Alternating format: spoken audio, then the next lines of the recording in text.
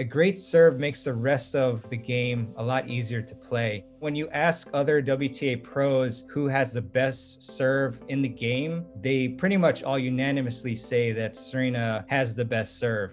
Such a beautiful serve and it's so effective. Conversely, if she's not serving as well, then you'll see that creep up into other parts of her game, which maybe she won't be executing those parts as well.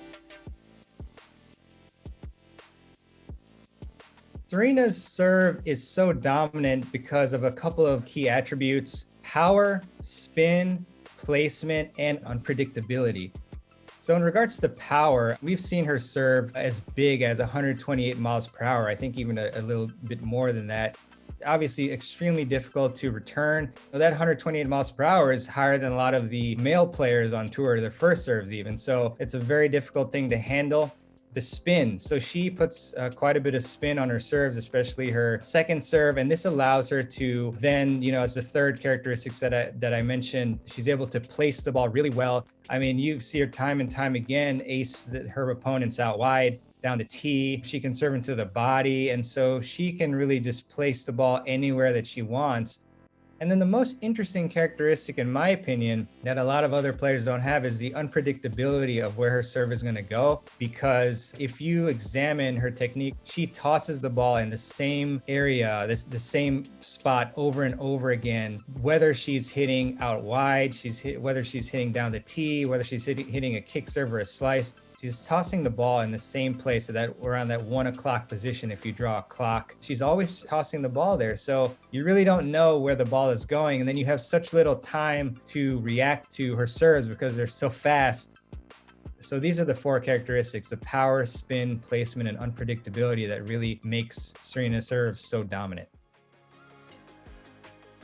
Serena has a really beautiful serve, and it all starts with that proper continental grip or a slight variation of that. You do see a lot of players who don't have a proper grip, and that really impacts the pronation, the power. So Serena starts with that continental grip, and then she starts the motion with her arms together and her feet a little bit wider than shoulder width apart. And then she does something that's pretty unique, I would say, also among a lot of great female players and some male players, which is she rotates her hips and shoulders very well, which will help her store that energy into the ball, which is why she has such a big serve. And then while she's rotating her body, she is also tossing the ball up in a very smooth and controlled motion, bringing the racket back up towards that trophy position. Then she is shifting her back foot close to her front foot. She's going to load her entire body. And then from there, she will explode up with her legs while simultaneously then dropping the racket. And that's a big thing too. You see a lot of players who drop the racket before they start exploding up.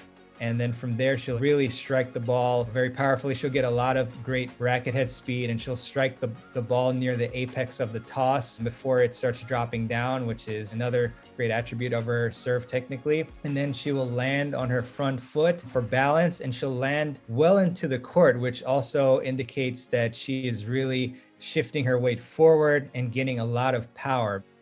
So that's pretty much a technical breakdown. Certainly without the great serve that Serena has, she wouldn't be the champion that she is today. It's a great thing that she and her sister Venus worked on it so hard because it's paying dividends right now.